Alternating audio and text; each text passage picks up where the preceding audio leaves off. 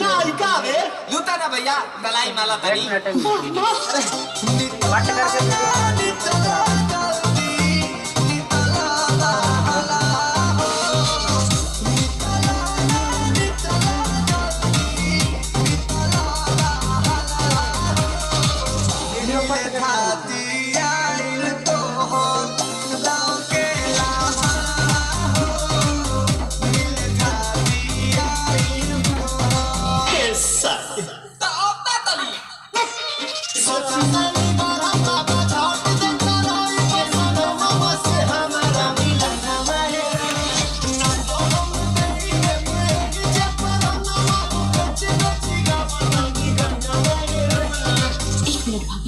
आती हूँ।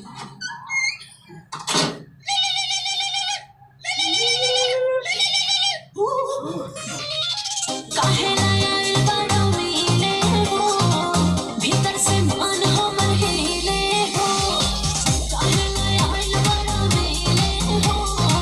भीतर से मान हो मन हिले हो,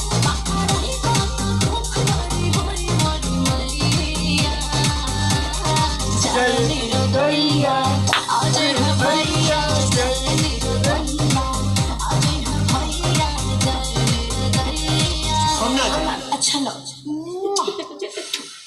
आज के लिए काफी है। तो देखिए हम आप लोगों को दिखा रहे हैं लोकेशन और साथ में बहुत ही अच्छी बहुत ही एकदम मस्त लोकेशन दिख रहा है। देखिए इधर बस क्या चार आदमी का ड्रेस रहे और कावड़ लेके देखिए कैमरा लगा हुआ है, देखिए कोई ऊपर कोई उससे हाँ खड़ा होने के लिए। और इधर देखिए सब लोग शूटिंग हो रहा है गाना बजाना है और नहीं बोलूँगा।